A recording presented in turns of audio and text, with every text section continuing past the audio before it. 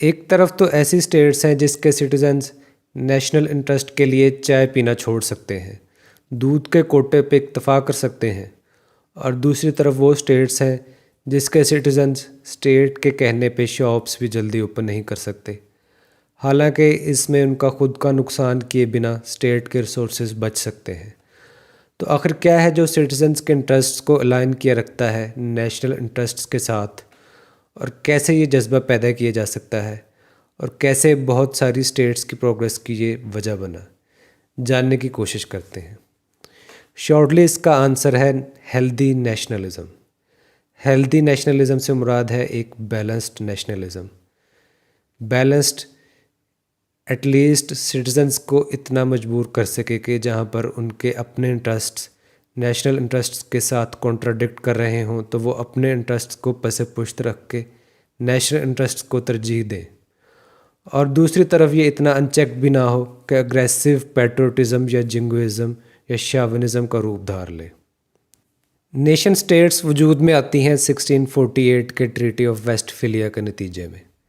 इससे पहले states border fluid हुआ करते थे, तो नेशन स्टेट्स के वजूद में आने से ज़रूरी हो गया था कि स्टेट्स अपने सिटीजन्स के इंटरेस्ट को अलाइन कर सकें नेशनल इंटरेस्ट के साथ।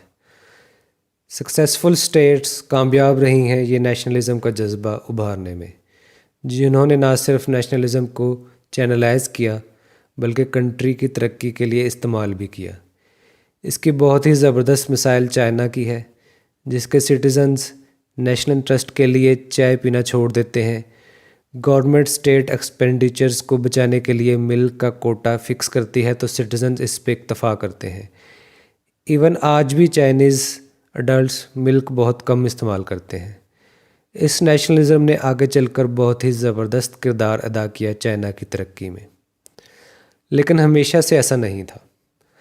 कहा यह जाता है कि चाइनीज़ लीडर डेंग जियाओपिंग की एक फेमस तकरीर में अपने स्टूडेंट्स को आमादा किया था कि वो दूसरे मुल्क में यूनिवर्सिटीज़ में जाकर पढ़ें और वापस आकर चाइना की तरक्की में अपना किरदार अदा करें, लेकिन इनमें से बहुत ही कम ओवरसीज़ स्टूडेंट्स चाइना वापस आए।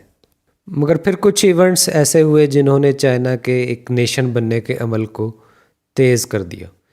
मसलन यिन्हे इंसिडेंट 1993 ने चाइना को मजबूर किया कि वो यूएस के जीपीएस पे डिपेंडेंट ना रहे, और फिर बिल आखिर वो अपना नेविगेशन सिस्टम बीडो बनाने में कामयाब हो जाते हैं।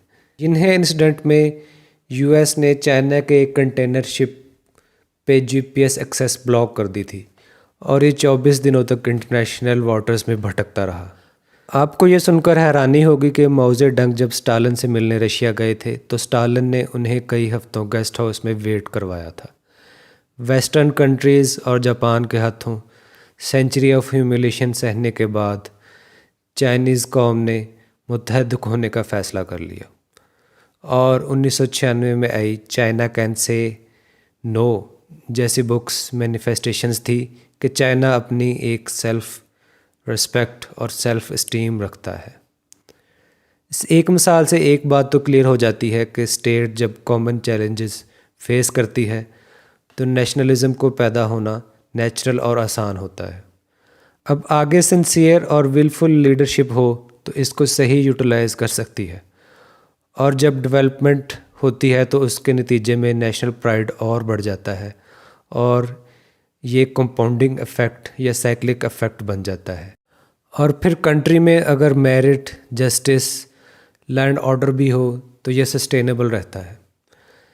जिस तरह चाइना, जापान और दूसरे बहुत सारे कंट्रीज़ ने इसको पॉजिटिवली यूज़ किया, दूसरी साइड पे अगर यही नेशनलिस्ट फर्वर अनचेक्ड हो तो जिंगोइज़म या शाविनिज़म का रूप भी धार सकता है, जो कि एक्सटर्नली फॉरेन पॉलिसी और इंटरनेशनल प्रेस्टीज को मुतासर कर सकता है, और बाज़ दफ़ा इंटरनली भी सोसाइटी इंटॉलरेंट हो सकती है मिनॉरिटीज़ के ख़िलाफ़। फॉर एग्ज़ाम्पल इंडिया में हिंदुत्व एक एग्रेसिव नेशनलिज्म का रूप धारता जा रहा है। आज घर वापसी की तहरीर, डिमोलिशन ऑफ बाबरी मस्जिद या मिनॉरिटीज़ की मॉब लिंचिंग एक आम वाक़यात लगते हैं। आइए अब एक नज़र डालते हैं पाकिस्तान के केस पे। पाकिस्तान में लीडरशिप पे भी और पब्लिक में भी नेशनलिज्म का शदीद फुकदान है, जिसके कारण ट्रेड डेफिसिट बढ़ता जा रहा है और हर साल अपने ख़र्चे पूरे करने के लिए कर्ज़ों का सहारा लेना पड़ता है। ट्रेड डेफिसिट मुख्तसरन बताएं तो हमारे ख़र्चे ज़्यादा और आमदन कम है। आमदन में इजाफ़ा हो नहीं रहा और ख़र्चे हम कम करना नहीं चाहते। आमदन में इजाफ़े के लिए रिक्वायर्ड कंपिटेंस या रिसोर्सेज चाहिए होते हैं, जो कि मान लें कि अगर हमारे पास नहीं है तो ख़र्चे तो कम किए जा सकते हैं, मगर ये काम इतना सिंपल भी नहीं है। इसके लिए नेशनल विल और किसी हद तक कुर्बानी चाहिए होती है। इम्पोर्टेड आइटम्स छोड़कर लोकल आइटम्स भी आएंगे तो नेशनल एक्सपेंडिचर्स तो कम होंगे ही, मगर उसके लिए क्वालिटी पर कंप्रोमाइज़ करना पड़ेगा। मगर ये नहीं भूलना चाहिए हम सब ग्रो करेंगे अगर मुल्क ग्रो करेगा, और कोई भी ग्रो नहीं करेगा जब मुल्क ग्रो नहीं करेगा। इसलिए अगर क्वालिटी पर कंप्रोमाइज़ करना भी पड़ता है लोकल आइटम्स के लिए, या प्राइस इक्वल भी पे करनी पड़ती है, तो भी लोकली मेड चीज़ों को अपनाना पड़ेगा। फॉर एग्ज़ाम्पल पाकिस्तान सिर्फ एक मंथ में 0.25 million ton palm oil import करता है। इसकी जगह अगर हम locally grown canola oil use करें तो इस बर्डन को काफ़ी हद तक कम कर सकते हैं। ये मेरे पास 1 लीटर कैनोला ऑयल है, जो कि मैंने कैनोला के सीड्स लिए थे। कंट्री की इकोनॉमिक कंडीशन ख़राब होती है तो कुछ नेसेसरी आइटम्स भी लग्जरी बन जाती हैं। तो क्या इस कंडीशन में शुगर लग्जरी आइटम नहीं? मुल्क के तमाम शुगर इंडस्ट्रीज़ के ओनर्स या तो पॉलिटिशियंस हैं या उनके रिलेटिव्स, और हर साल मज़लूम किसानों का इस्तेहसाल होता है।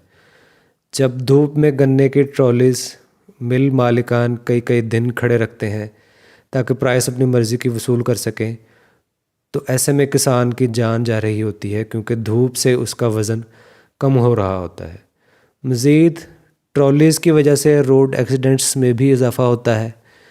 यहाँ पर यह भी आपको बता दें, आप गूगल करें गुड कंट्रोल ऑर्डर, तो जो पहला लिंक ओपन होगा वो पाकिस्तान शुगर मिल्स एसोसिएशन का होगा, क्योंकि ये ऑर्डर शुगर मिल मालिकान के इंटरेस्ट को सिक्योर करने के लिए और फार्मर्स की एक्सप्लॉयटेशन के लिए बनाया गया था। सोचें अगर किसान खुद गुड़ बनाना शुरू कर दें तो वो मिल मालिकान के हाथों एक्सप्लॉयटेशन से भी बचेंगे, और 100 ट्रालीज़ में जो शुगर केन होता है उसमें से अगर गुड़ निकाल कर ट्रांसपोर्ट किया जाए तो शायद वो एक ट्रॉली पर ही ट्रांसपोर्ट किया जा सके। इससे हमारी फ्यूल कंजप्शन भी बचेगी और ट्रैफिक में से एक्सीडेंट का ख़दशा भी कम होगा। खैर बात कहीं और चली गई। आपको बताएं, अभी 2022 में आए सैलाब में prime minister flood relief fund ने कम फंड्स इकट्ठे किए अल खिदमत फ़ंड से, और इसकी वजह है स्टेट इंस्टीट्यूशंस पे लैक ऑफ ट्रस्ट, जो कि तब तक रहेगा जब तक कि कंट्री में जस्टिस और रूल ऑफ लॉ इस्टेब्लिश नहीं हो जाता। अपना बहुत सा ख्याल रखिएगा। बहुत शुक्रिया।